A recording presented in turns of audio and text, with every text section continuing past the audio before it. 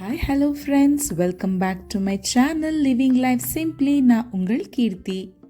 இன்னைக்கு பார்க்க போகிற ரெசிபி சேப்பக்கிழங்கு மசாலா ஃப்ரை.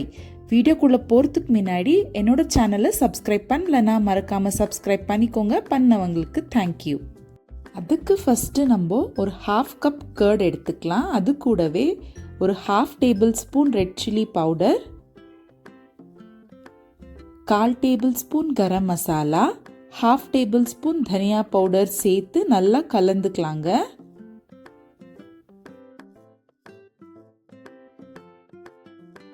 இருக்கட்டும். அடுத்ததா ஒரு பேன்ல 3 டேபிள் ஸ்பூன் ஆயில் சேர்த்துக்கலாம். ரஃபா சாப் பண்ண கேப்சிகம், சின்ன சைஸ் கேப்சிகம் சேர்த்துருக்கேன். நல்லா சேப்பக்கிழங்க வாஷ் பண்ணிவிட்டு குக்கரில் சேர்த்து நல்லா ஒரு 6 விசில் விட்டு எடுத்துட்டா நல்லா வெந்துடும். அந்த சேப்பக்கிழங்க நீல வாக்கில் கட் பண்ணி இந்த மாதிரி ஆயிலில் சேர்த்து நல்லா ஒரு 5 நிமிஷம் ஃப்ரை பண்ணிக்கணும். சேப்பக்கிழங்கு உடம்புக்கு ரொம்பவே நல்லதுங்க. அதுவும் இந்த மாதிரி செஞ்சு சாப்பிட்டு பாருங்கள். சேப்பக்கிழங்கோட ஃபேனே ஆயிடுவீங்க. அவ்வளோ டேஸ்ட்டாக இருக்கும். பசங்க கூட ஒன்றை கூட மிச்சம் வைக்காமல் சாப்பிட்டு காலி பண்ணிடுவாங்க. லைட்டாக சால்ட்டும் சேர்த்து நல்லா லைட் கோல்டன் ப்ரௌன் கலர் வர வரைக்கும் 2 பக்கமும் திருப்பி நல்லா ஃப்ரை பண்ணிக்கணுங்க.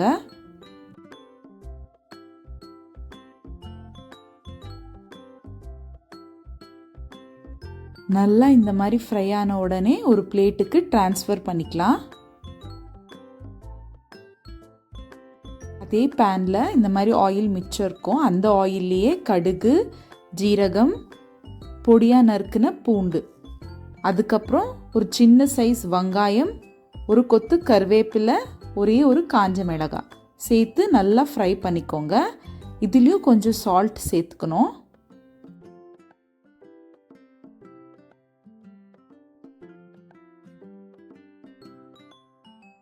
சும்மா ஒரு 1/4 டீஸ்பூன் மஞ்சள் பொடி சேர்த்து நல்லா ஃப்ரை பண்ணிக்கலாம். இப்போ நம்ம ரெடி பண்ணி வச்சுருக்க இந்த கர்டையும் இது கூடயே சேர்த்துக்கலாம்.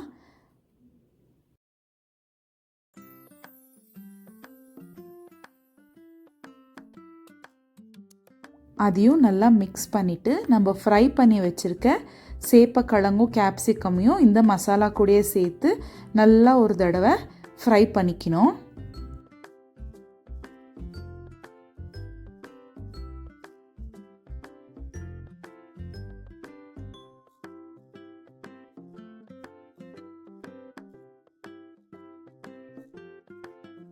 சூடாக ரச சாதத்து பக்கத்தில் இந்த சேப்பக்கிழங்கு மசாலா ஃப்ரை வச்சு சாப்பிட்டிங்கன்னா ஆஹா அற்புதமாக இருக்குங்க.